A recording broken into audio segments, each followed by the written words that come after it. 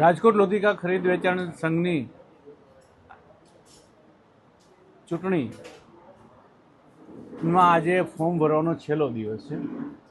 આજે અંતિમ દિવસે પ્રદેશ ભાજપ તરફથી તમામની જે સેન્સ લેવાની છે, નિરીક્ષકો આવ્યા હતા અને એમનો મેન્ડેટ આપવામાં આવશે. આ વખતે રાજકોટ લોધિકા ખરીદ વેચાણ સંઘથી, આમ તો માર્કેટિંગ યાર્ડ વખતથી મેન્ડેટ પ્રોસિજર, મેન્ડેટથી પ્રક્રિયા ચૂંટણી લડવાની શરૂ થઈ છે અને એ રાલો સંઘમાં પણ આ વખતે અનુકૂળ રહેશે.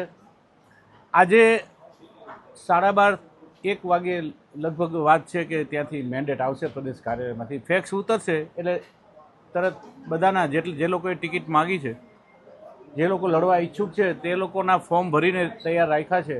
બંને તાલુકા પ્રમુખ, અમારે લોધિકા તાલુકા ભાજપ પ્રમુખ ડૉક્ટર પ્રકાશ વીરડા, રાજકોટ તાલુકા ભાજપ પ્રમુખ ભાઈ કેયુરભાઈ ઢોલરિયા, આ બંનેને ફોર્મ ઉપાડવાથી માંડી અને તમામ ભરવા માટેની જવાબદારી સોંપવામાં આવી છે. અત્યારે બધા ઉમેદવારો આવી ગયા છે. પાર્ટી એક બનીને નેક બનીને આ ચૂંટણી લડશે. આપ જોઈ રહ્યા છો છેલ્લા ઘણા દિવસથી જે અમારા મુખ્ય આગેવાનો છે, જયેશભાઈ રાદડિયા, અરવિંદભાઈ રૈયાણી, નીતિનભાઈ ઢાકેચા, આ બધા એક મતેથી કીધું કે પાર્ટીનો આદેશ જે કંઈ હશે એને અમે શિરોમાની માનશું.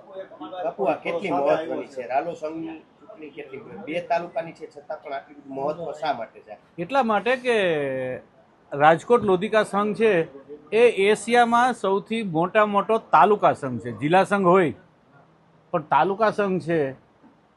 અને ત્યાં અમારે જે આપ જોઈ રહ્યા છો કે તિરુપતિ કોટન સીડનું રિફાઇન થાય છે, સિંગતેલ, સહકાર સિંગતેલ છે, જેનું બજારમાં એવડું મોટું નામ છે કે લોકો આખા વર્ષનું ભરી લે છે. એટલે જે કહેવાય કે એકદમ ચોકસાઈથી બનાવેલું અને એકદમ શુદ્ધ સિંગતેલ તો એ રાજકોટ લોધિકા ખરીદ વેચાણ સંઘનું સહકાર સિંગતેલ છે. અને ખેડૂતોની આ સંસ્થા છે, ભરપૂર નફો કરતી આ સંસ્થા છે, મોટી ડિપોઝિટ ધરાવતી આ સંસ્થા છે. એટલે એની જાળવણી માટે યોગ્ય રીતે ઉમેદવારોને પસંદગી કરવામાં આવે એની ચીવટ આ વખતે પ્રદેશ ભાજપે રાખી છે. સહકારી ક્ષેત્રમાં રાજકારણ જોવા મળી રહ્યું છે, શું કહેશો? રાજકારણ તો અત્યારે વિશ્વ આખામાં જોવા જ મળી રહ્યું છે, પણ સહકારીમાં એટલા માટે કે અહીંયા સહકારથી રાજકારણ થાય છે. બધા દાવેદારો ફોર્મ ભરી રહ્યા છે, મેન્ડેટ તો મર્યાદિત 15 જણાનું 15નું જ આપવામાં આવશે. અસંતોષ નહીં થાય? અસંતોષ નહીં થાય, એના ટેકામાં ઊભા રહેશે. એક ફોર્મમાં જે એક ફોર્મ અત્યારે ભરાઈ ગયું છે, ત્યાં ચૂંટણી થાય એવું લાગે છે, શું કહેશો? મેન્ડેટ હજુ સુધી આવ્યા નથી, આવશે એટલે બધા પાર્ટી લાઈનમાં રહેશે એવી તમામ આપ જો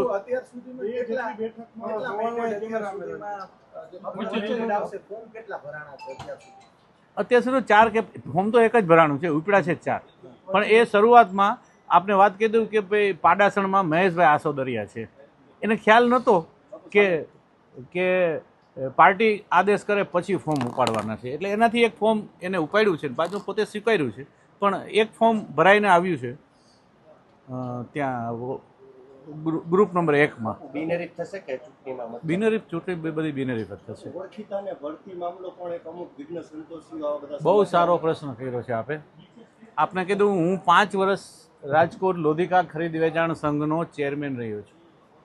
વચમાં 3 મહિના હું રજા ઉપર હતો વિદેશ પ્રવાસને કારણે. પણ આજે આ બધા આપના માધ્યમથી કહેવા માગું છું કે 15 લોકો નિવૃત્ત થયા છે. 15 લોકો નિવૃત્ત થયા છે, પણ છતાં એક પણ ભરતી છેલ્લા 5 વર્ષમાં થઈ નથી. આજના છાપામાં હું તો કહું ને, આજના છાપામાં અમારા ચીકાણીભાઈ છે એને લખ્યું છે કે સંદેશમાં, પણ એમાં એવું છે કે જે એ 2 વાત કરી છે ને એ કોઈ કર્મચારી નથી. હા, સરકારનો નિયમ છે કે અમુક સંખ્યાએ 1 એપ્રેન્ટિસ અને અમુક સંખ્યાએ 2 અને અમુક સંખ્યાએ 3 એપ્રેન્ટિસ દરેક સહકારી સંસ્થાઓ ફરજિયાત ITI મોકલે, સરકાર મોકલે, એને સરકાર સ્ટાઇફંડ આપે. 2 કે 3 હજાર કે 4 હજાર સંસ્થાએ ભોગવવાના હોય, બાકી 8-9 હજાર રૂપિયા એ સરકાર સ્ટાઇફંડ આપે છે.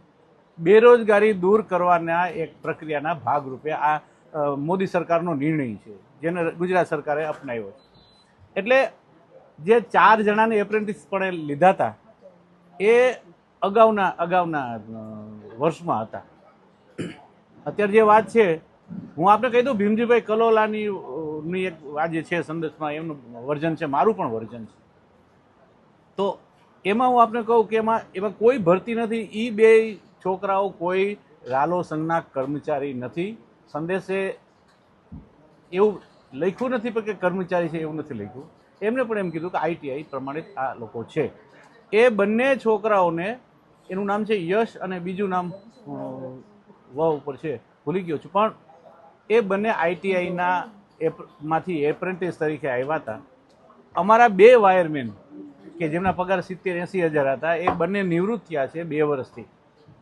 એટલે ITIમાંથી આ લોકો આવ્યા હતા ને એને આપણે એપ્રેન્ટિસશીપ આપી હતી. એની એપ્રેન્ટિસશીપ પૂરી થઈ ગઈ છે 4-5 મહિનાથી. એટલે એ લોકોને ઇલેક્ટ્રિક પાવરની જાળવણી કરવાનો કોન્ટ્રાક્ટ આપ્યો છે. હું 3 મહિના નહોતો એ દરમિયાન કાર્યકારી ચેરમેન અરવિંદભાઈ રૈયાણીએ તેમને ઇલેક્ટ્રિક કામ કરવાનો કોન્ટ્રાક્ટ આપ્યો છે 11,200 રૂપિયામાં.